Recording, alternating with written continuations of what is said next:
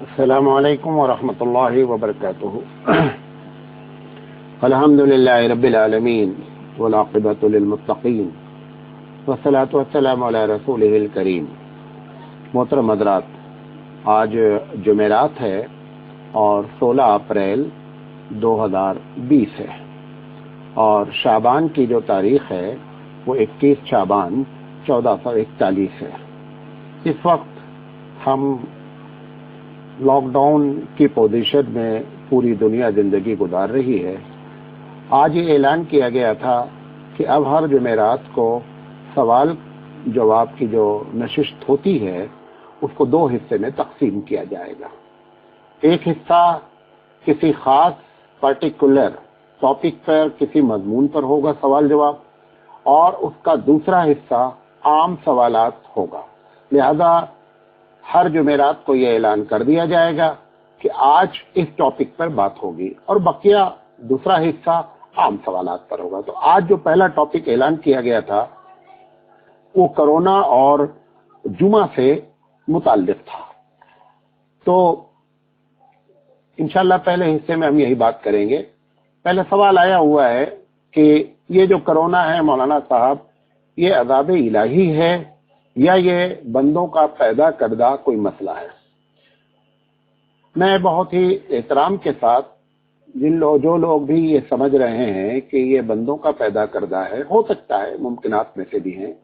سوال یہ ہے کہ بندہ جو پیدا کر رہا ہے اور اللہ کی مخلوق کو ستانے کے لیے کر رہا ہے تو اللہ کیا کر رہا ہے؟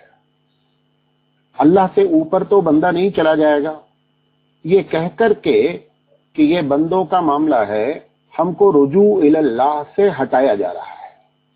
ہم جو اللہ سے توبہ کریں، اللہ سے گڑگڑائیں، وہ کیفیت ختم کرنے کے لیے اس قسم کی باتیں کی جا رہی۔ ہو سکتا ہے، وہ میں نہیں کہہ رہا ہوں، صحیح بھی ہو سکتا ہے۔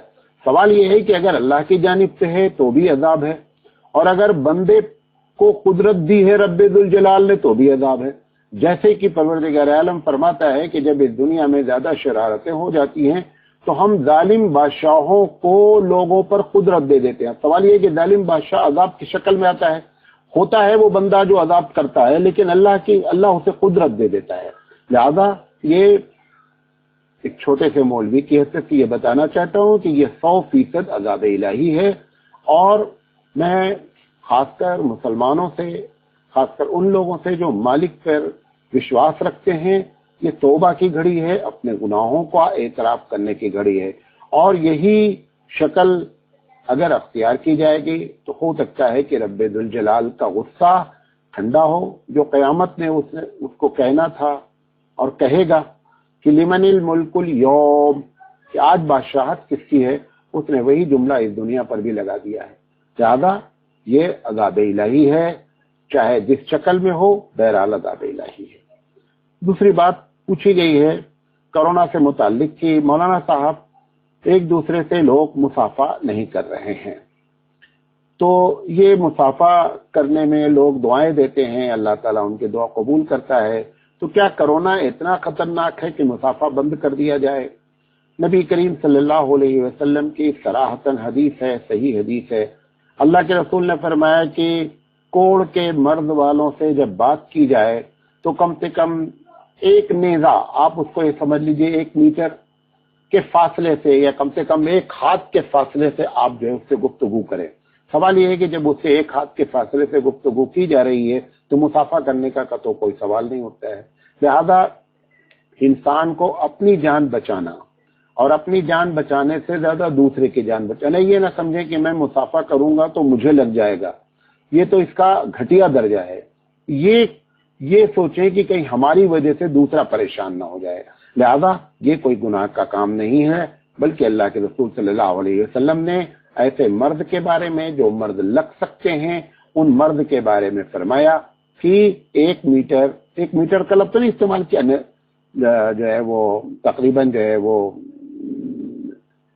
جس سے کھینچ کر مارا جاتا ہے، تو وہ لفظ استعمال کیا گیا جس کو ہاتھ سوا ہاتھ کہہ سکتے ہیں، رما کا لفظ استعمال ہوا ہے غالباً۔ اسی طریقے سے پوچھا گیا ہے کہ مولانا صاحب آج کل ہم لوگ گھر میں جمعہ हाँ, तीसरा सवाल कोरोना से मुतालिक और आया हुआ है कि मौलाना साहब बाज लोग अपने कब्रिस्तान में इसको दफनाने नहीं दे रहे हैं और इस पर बड़ा हंगामा कर रहे हैं। बड़े अफसोस की बात यह है कि जो हंगामा करने वाले हैं वो ये नहीं सोच रहे हैं कि अगर हम मर गए तो हमारे साथ भी यही होगा, नंबर एक। नंबर दो, कब्र के सिलसिले में जो एहतियात करनी चाहिए हुकूमत की जानिब से वो एहतियात बता दी गई है, लिहाजा मुस्लिम को मुस्लिम कब्रिस्तान में दफनाना न देना, उनके लिए एहतजाज करना, ये गुनाह कबीरा है कि एक आदमी जो कानूनी लिहाज से मुसलमान है उसको मुस्लिम कब्रिस्तान में न दफनाया देना, ये बड़ा गुनाह है। हाँ, उसकी जो तदबीर है एहतियाती वो अख्तियार की जाए, कब्रें गहरी कर दी जाएं। मिसाल के तौर पर अमूमन कब्र 4.5 से 5 फीट होती है, कब्र को आप 8 फीट कर दें, 10 फीट कर दें, लेकिन ये जो एहतजाजी शक्ल अख्तियार की जा रही है ये कतई जायज नहीं है। इसी तरीके से पूछा गया है कि अगर कोरोना का मरीज को डॉक्टर ये मना कर दे कि इसको गुस्ल, इसकी बॉडी खोली नहीं जा सकती है तो क्या किया जाए। घर वालों को इसमें बहुत ही उलझन हो रही है।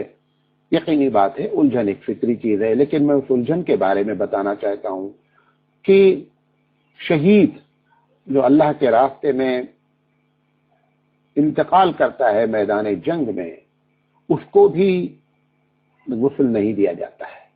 ऐसे लोग ये समझें कि हमारा भाई, हमारा बाप, हमारा रिश्तेदार, वैसे भी ऐसे मरीज के लिए शहादत पर इत्तेफाक है कि ऐसा मरीज जो वबाई मर्दों में मरता है उसका शहादत का दर्जा है। घर के एक अलग बात है कि फतवा यह है कि उसको गुस्ल भी दिया जाए, नहलाया भी जाए, लेकिन अगर गुस्ल देने की कैफियत नहीं है तो तयम्मुम दिया जाए, और अगर तयम्मुम की भी कैफियत नहीं है तो फिर नमाज जनाजा पढ़ ली जाए और यह समझा जाए कि हमारे भाई, हमारे बाप को अल्लाह ताला ने शहादत का दर्जा दिया। जिस तरीके से शहीद को नहलाने की जरूरत नहीं है, ऐसे ही इस मरीज को भी नहलाने की जरूरत नहीं है। अल्लाह ताला से उम्मीद रखें, परवरदिगार आलम माफ फरमाने वाला है। जब अल्लाह के रसूल उसको शहादत का दर्जा दे रहे हैं ऐसे वबाई मर्द में, ताउन के बारे में सराहतन हदीस है, तो लिहाजा ये समझकर अपने आप को इत्मीनान रखें। पूछा गया है कि मौलाना साहब इस तरीके से कोरोना के खौफ से जो हुकूमत ने मस्जिदों पर पाबंदी लगा दी है, या सरकार या मुस्लिम ममालिक ने जो मस्जिदें बंद कर दी हैं, तो क्या ऐसा हम लोग जुमा जो छोड़ रहे हैं तो क्या गुनहगार नहीं होंगे।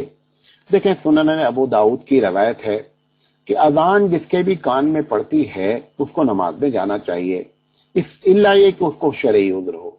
साहबा ने अर्ज किया अल्लाह के रसूल वो शरई उज़्र क्या है? आपने फरमाया कि खौफ है और मर्ज है, दोनों चीज का जिक्र किया आपने।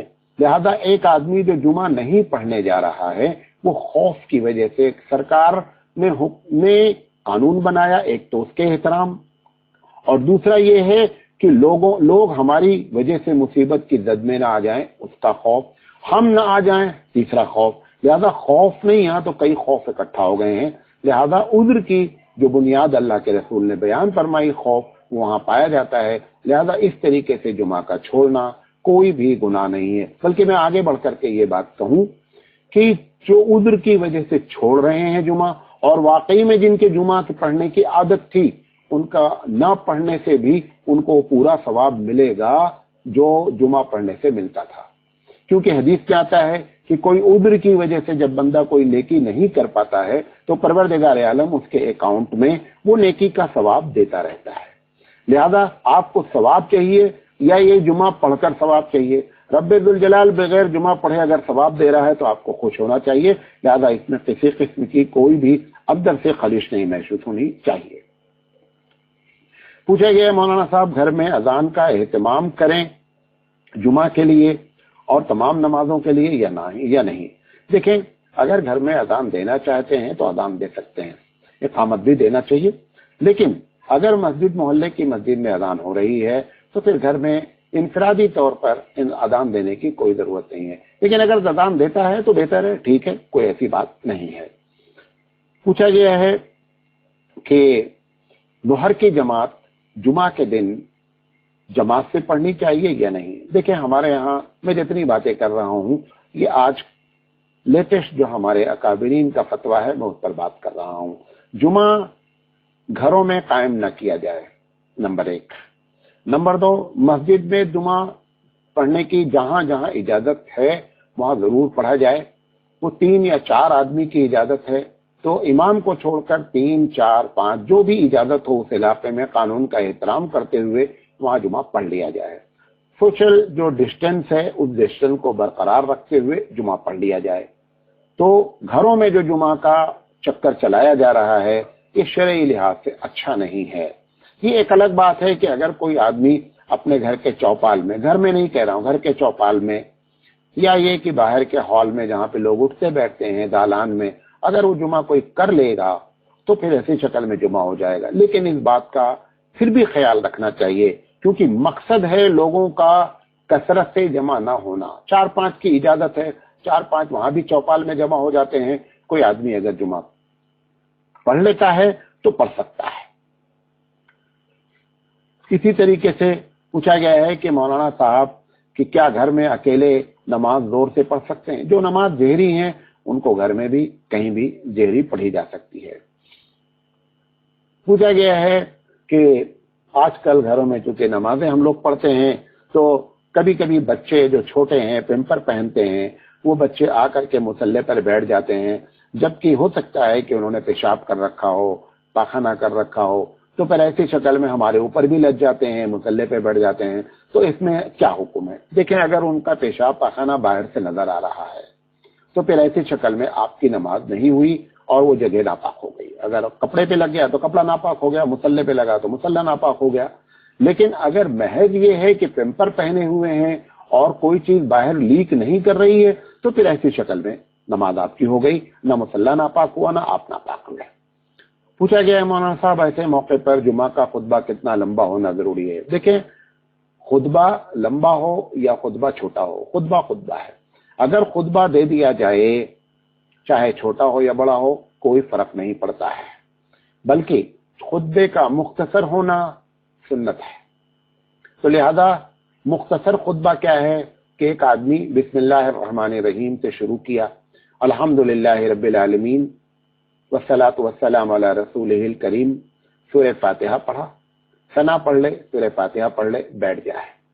बैठने के बाद फिर खड़ा हो जाए, खड़ा होने के बाद अल्हम्दुलिल्लाहि रब्बिल आलमीन वस्सलातु वस्सलामु अला रसूलिहिल करीम, नबी करीम सल्लल्लाहु अलैहि वसल्लम पर दरूद शरीफ पढ़ दे और दरूद शरीफ पढ़ने के बाद वाखिरु दावाना अनिल हम्दुलिल्लाहि रब्बिल आलमीन कहकर बैठ जाए। चंद दुआएं मांग ले, अगर याद है तो कुरानी दुआएं या जो भी अरबी दुआएं याद हैं, रब्बना आतिना पढ़ ले, 2-4 दुआएं मांग ले और उसके बाद खत्म कर दे, खुतबा खत्म हो गया। तो कहना यह है कि अल्लाह के रसूल पर हम्द हो, अल्लाह की हम्द बयान कर दी जाए, रसूल अकरम पर दरूद भेज दिया जाए और दुआएं मांग ली जाएं, खुतबा गोया मुकम्मल हो गया। इसमें छोटे बड़े की कोई कैद नहीं है। पूछा गया है कि क्या घर में अगर जो हम लोगों ने मस्जिद में जुमाना में नहीं पढ़ा है तो क्या घर में जोहर की जमात की जाए? जोहर की जमात करना अफजल नहीं है, नहीं करना चाहिए। ये बातें कोरोना से मुताल्लिक थी और कोरोना के नमाज जुमा से मुताल्लिक थी, लिहाजा ये बातें आपके सामने रखी गई। अब इसका दूसरा पार्ट इंशाल्लाह पेश किया जाता है।